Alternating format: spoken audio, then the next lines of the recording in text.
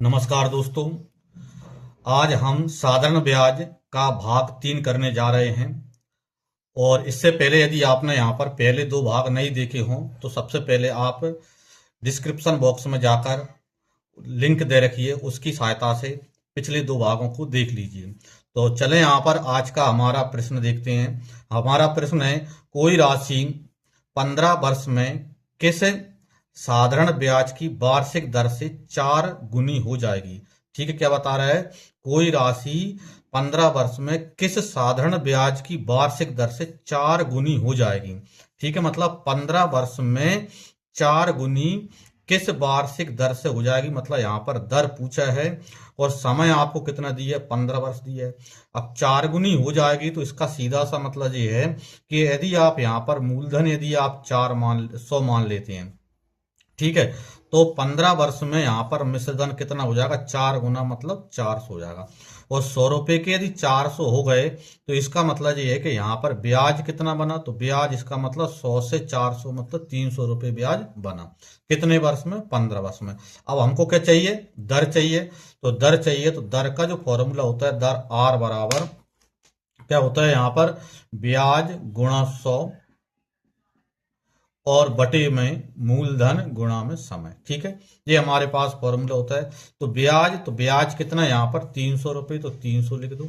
ठीक है, और गुणा में 100 और बटे मूलधन, तो 300 जो ब्याज है किस राशि का है, 100 रुपये का, तो 100 और गुणा में समय, तो समय कितना दिए, 15 वर्ष, तो 15 वर्ष। ठीक है, तो देखें 100 से 100 तो ये कट जाएंगे और 15 से 300 को काटेंगे तो 15 दूनी 30 और 1 जीरो मतलब 20%। यानी ब्याज की जो वार्षिक दर है वो कितनी है, 20% ब्याज की वार्षिक दर है।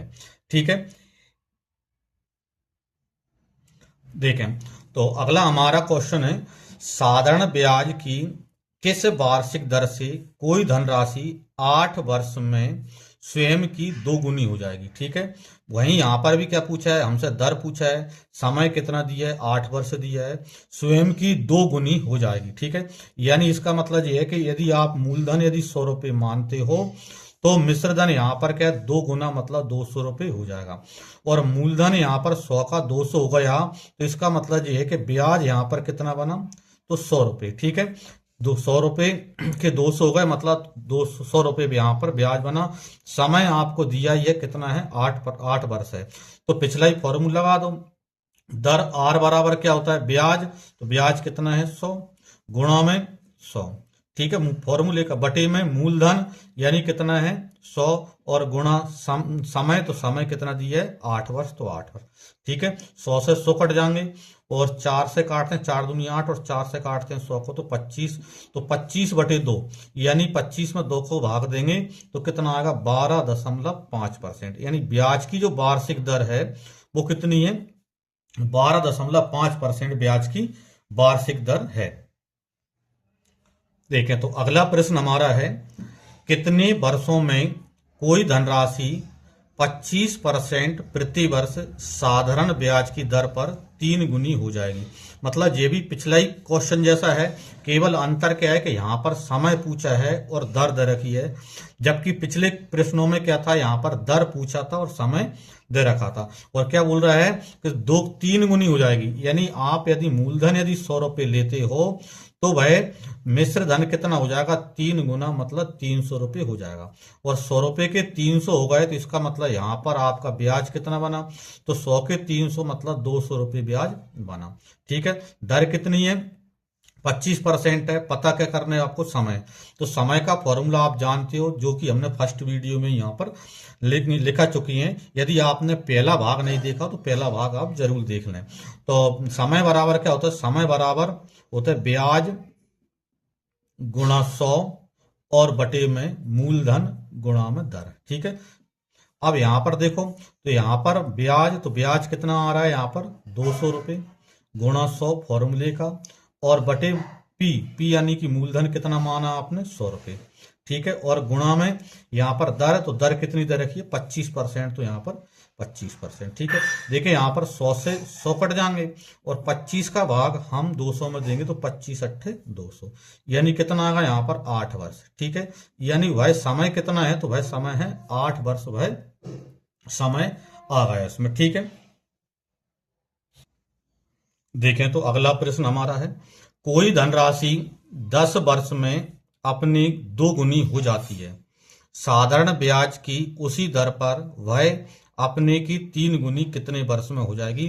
तो क्या बोल रहा है कि 10 वर्ष में साधारण ब्याज पर 2 गुनी हो जाती है, तो वह क्या है, उसी दर पर कितने वर्ष में 3 गुनी हो जाएगी। ठीक है, तो इस प्रकार जब 2 बार गुने गुने दिया हो तो आप एक फॉर्मूला का यूज भी कर सकते हैं, जैसे n1 माइनस 1 अपॉन में t1, ठीक है, बराबर n2 माइनस 1 अपॉन में t2। ठीक है, तो यहां पर n1 माइनस 1 अपॉन में t1 बराबर n2 माइनस 1 अपॉन में t2। n1 मतलब पहले गुने, n2 मतलब दूसरे गुने, t1 मतलब पहला समय और t2 मतलब दूसरा समय। इसका यूज कर सकते हैं। जैसे बोल रहा है कोई धनराशि 10 वर्ष मतलब पहला समय कितना है 10 वर्ष में 2 गुनी हो जाती है, तो n1 का मान 2 माइनस 1 बराबर, तो कितने वर्ष में मतलब दूसरा वाला समय पूछा है, 3 गुनी हो जाएगी, तो इसका मतलब n2 का मान 3 माइनस 1। इसको सॉल्व हम कर देते हैं। ठीक है, तो कितना बनेगा, यहां पर देखो 2 में से 1 कम करेंगे तो 1/10 बराबर 3 में से 1 कम करेंगे 2/t। इनका क्रॉस गुणा कर दें तो t का गुणा 1 से करेंगे तो कितना आ जाएगा, यहां पर t बराबर 10 का 2 से गुणा करेंगे 10 दूनी 20 वर्ष, यानी कितना होगा यहाँ पर 20 वर्ष अपना आंसर इसका बन गया। और इस क्वेश्चन को आप मौखिक भी कर सकते हो, जैसे उसने बोल रखा है कि कोई धनराशि 10 वर्ष में 2 गुनी हो जाती है। 10 वर्ष में 2 गुनी का मतलब ये है कि 10 वर्ष में 100 रुपए के 200 हो गए, मतलब 10 वर्ष में 100 रुपए पर 100 रुपए ब्याज बना। अब उसने बोला है तो साधारण ब्याज की उसी दर पर वह कितने वर्ष में 3 गुनी हो जाएगी। तो 3 गुनी का मतलब क्या है कि 100 रुपए के 300 हो जाए, 100 रुपए के कितने होने चाहिए 300, और 100 रुपए के 300 हो तो इसका मतलब 200 रुपए ब्याज बने। तो सीधा सा है कि जब 10 वर्ष में 100 रुपए ब्याज बन रहा है तो 200 रुपए ब्याज, यानी कि यहाँ पर 20 वर्ष लग जाएंगे। वैसे भी यदि आप मौखिक ही करना चाहें तो मौखिक भी आप कर सकते हैं, और वैसे भी अपना आंसर कितना है 200 रुपए अपना आंसर इसमें आ गया उसमें। ठीक है, देखें तो अगला प्रश्न है, कोई धनराशि 20 वर्ष में 2 गुनी हो जाती है, साधारण ब्याज की उसी दर पर वह अपने की 4 गुनी कितने वर्ष में हो जाएगी। तो इसको आप डायरेक्ट कर सकते हैं बिना किसी कैलकुलेशन के, जैसा पिछला प्रश्न था। तो 20 वर्ष में 2 गुनी हो जाती है, तो इसका मतलब ये है कि 20 वर्ष में यहाँ पर 100 रुपए के 200 रुपए हो जाते हैं, यानी 20 वर्ष में 100 रुपए पर 100 रुपए ब्याज बन रहा है। तो 20 वर्ष में 100 रुपए ब्याज बन रहा है। अब उसने क्या बोल रखा है, तो साधारण ब्याज की उसी दर पर भाई अपने की 4 गुनी कितने वर्ष में हो जाएगी, और 100 के 400 करना है तो उसका मतलब 300 रुपए ब्याज बनाना है। तो सीधा सा है कि 20 वर्ष में यदि यहाँ पर क्या है 100 रुपए ब्याज बन रहा है तो 300 रुपए ब्याज यहाँ पर 20 है 60 वर्ष में बनेगा, तो 60 वर्ष आपका आंसर हो जाएगा। या फिर जो पिछला फॉर्मूला था उस फॉर्मूले के द्वारा भी आप कर सकते हैं, जो मैंने यहाँ पर बताया था n1 माइनस 1 अपॉन t1 बराबर n2 माइनस 1 अपॉन में t2। इस फॉर्मूले का यूज करके भी आप इसको कर सकते हो, और इसको करें और इसका जो आंसर आ उसको कमेंट बॉक्स में लिखें। वैसे तो आंसर यहाँ पर 60 वर्ष आ गया, फिर भी आप एक बार और चेक करें और उसको कमेंट बॉक्स में इसका बताएं आपको कैसा लगा। देखें तो अगला प्रश्न है हमारा, आराम 8% प्रति वर्ष की साधारण ब्याज दर पर कुछ राशि उधार लेता है, और रहीम 5% प्रति वर्ष की साधारण ब्याज पर 2000 रुपये उधार लेता है। यदि 3 वर्ष के अंत में ब्याज बराबर हो तो राम द्वारा उधार ली गई राशि क्या है। ठीक है, राम ने कुछ राशि उधार ली, पता नहीं है, लेकिन उसका ब्याज दर कितना है 8% है, समय 3 वर्ष है। रहीम ने 2000 रुपये उधार लिए, दर कितनी है 5% और समय इसका भी 3 वर्ष है, लेकिन कंडीशन क्या है कि दोनों का ब्याज कैसा है बराबर है। ठीक है, तो राम की राशि कितनी है वो अपन को पता करना है। जब ब्याज यदि बराबर हो तो आप यहां पर ये लगा सकते हैं P1 R1 T1 बराबर P2 R2 T2। ठीक है, तो P1 R1 T1 बराबर P2 R2 T2। P1 R1 T1 का मतलब पहला मूलधन, पहली दर, पहला समय, और P2 R2 T2 का मतलब है दूसरा मूलधन, दूसरी दर और दूसरा समय।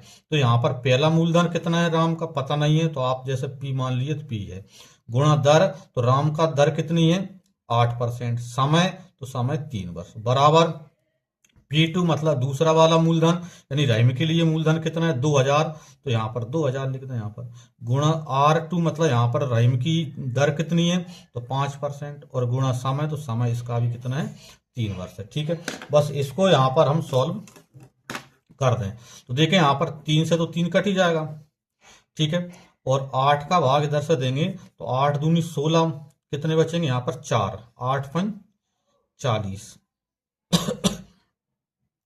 यानी कितना आ जाएगा यहाँ पर P, और अब P बराबर में अब कितना बना 250 गुणा 5, यानी 25 पंचा 125 पर 10, यानी कि 1250 रुपये, यानी कि इसके लिए यहाँ पर राम का जो मूलधन है वो कितना है 1250 रुपये राम का के लिए मूलधन है। ठीक है, अगले प्रश्न पर चलते हैं। देखें तो अगला प्रश्न हमारा क्या है, यदि मूलधन और 5 वर्ष के ब्याज का अनुपात 10:3 है तो ब्याज की दर कितनी है। तो सीधा सा कि मूलधन यानी 10 रुपये आप मूलधन मान लो, और 5 वर्ष का ब्याज यानी कि यहाँ पर क्या है 3 रुपये यहाँ पर आप ब्याज मान लो। मूलधन और ब्याज का अनुपात है तो मूलधन क्या है 10 और ब्याज कितना 3। ठीक है, दर आपको मालूम करना है तो दर R बराबर आप जानते हो क्या होता है, ब्याज गुणा 100 बटे मूलधन गुणा में समय। ठीक है, तो यहां पर देखो ब्याज कितना है 3 गुणा 100 बटे मूलधन, तो कितने रुपए का बनेगा 3 रुपए ब्याज 10 रुपए का, और गुणा समय, तो समय उसने दिए 5 वर्ष का ब्याज है तो 5। ठीक है, 1 0 से 1 0 कट जाएगी और 5 से काटेंगे तो 5 दूनी 10, यानी 3 दूनी 6, यानी ब्याज की जो वार्षिक दर है वो कितनी है 6% ब्याज की वार्षिक दर है। ठीक है, इस प्रकार हमारा क्या है साधारण ब्याज के सभी भाग कंप्लीट हो जाते हैं। यदि वीडियो पसंद आई हो तो इसे लाइक करें, शेयर करें, और यदि चैनल को सब्सक्राइब ना किया हो तो चैनल को सब्सक्राइब जरूर कर लें। सभी के लिए जय श्री राम।